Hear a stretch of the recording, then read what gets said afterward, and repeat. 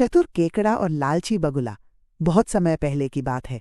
एक घना जंगल था जिसमें एक बड़ा शांत झील था। उस झील में तरह तरह के जीव जंतु रहते थे, मछलियां, कछुए, मेंढक और बगुले।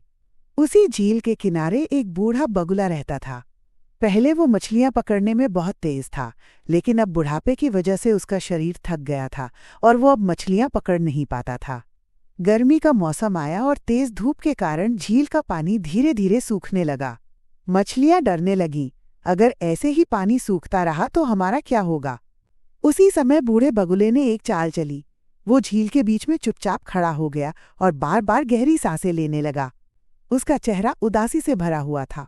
कुछ मछलियों ने उसे देखा और उसके पास आकर पूछा, बगुला चाचा, आप इतने दुखी क्यों हो? बगुला गहरी सांस लेते हुए बोला, अरे बच्चों, मैं अपने लिए नहीं, तुम्हारे लिए चिंतित हूँ। एक यात्री से मैंने सुना है कि इस क्षेत्र में बहुत भयंकर सूखा पड़ने वाला है। कुछ ही दिनों में ये झील पूरी तरह सूख जाएगी और तुम सब मारे जाओगे। मछलियां डर से कांपने लगीं। तो अब हम क्या करें चाचा? बगुला ने चालाकी से कहा, मैंने जंगल के दूसरे कोने में एक और बड़ी झील देखी है। वहां पानी बहुत है और खाने की भी कोई कमी नहीं। अगर तुम चाहो तो मैं तुम्हें अपनी चोंच में बैठाकर वहां पहुंचा सकता हूं। एक बार में एक मछली को ले जाऊंगा। मछलियां उसकी बातों में आ गईं। उन्हें अपने प्राणों की चिंता थी। उन्होंने बगुले से विनती की कि वो उन्हें तुरंत वहां ले जाए। अब हर दिन बगुला एक मछली को अपनी चोंच में पकड़ता और उड़ जाता, लेकिन वो मछली को दूसरी झील नहीं बल्कि एक बड़े पत्थर के पास ले जाकर खा जाता और फिर झील लौट आता, चेहरे पर उदासी और थकान का दिखावा करता हुआ। ये सिलसिला कई दिनों तक चला। धीरे धीरे झील की मछलियां कम होने लगी, लेकिन किसी को शक नहीं हुआ। फिर एक दिन झील के किनारे एक चतुर बूढ़ा केकड़ा बैठा था। उसने बगुले से कहा, बगुला चाचा, सब मछलियां आपकी बहुत तारीफ करती हैं। अब तो पानी बहुत ही कम रह गया है। कृपा करके मुझे भी उस दूसरी झील तक पहुंचा दीजिए। बगुला थोड़ी देर सोच में पड़ गया। केकड़े के नुकीले पंजे उसे डरावने लगे। वो उसे चोंच में तो नहीं उठा सकता था, लेकिन मना करता तो बाकी जीवों को शक हो सकता था। बगुला बोला, ठीक है बेटा, तुम्हें मेरी पीठ पर बैठना होगा क्योंकि तुम्हारा खोल भारी है।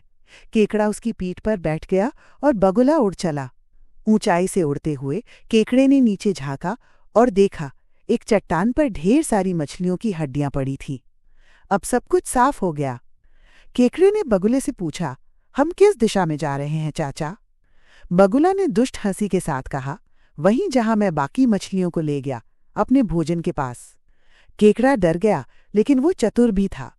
उसने तुरंत अपने तेज पंजों से बगुले की गर्दन कसकर पकड़ ली और कहा, अगर मेरी जान प्यारी है तो मुझे वापस झील पर ले चलो, नहीं तो मैं तुम्हारी गर्दन काट दूंगा। बगुला डर के मारे कांपने लगा। उसने केकड़े की बात मानी और वापस झील की ओर मुड़ गया। झील पर पहुंचते ही केकड़ा नीचे कूदा और बगुले को छोड़ दिया। फिर उसने सारे जीव जंतुओं को बगुले की सच्चाई बता दी, कैसे उसने मछलियों को धोखा दिया और खा गया।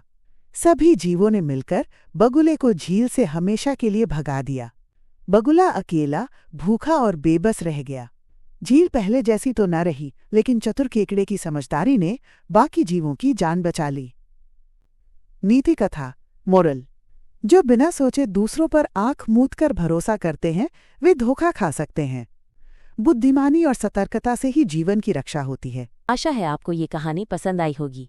और भी नई नई कहानियों के लिए हमारे चैनल को सब्सक्राइब करो और मजे लो।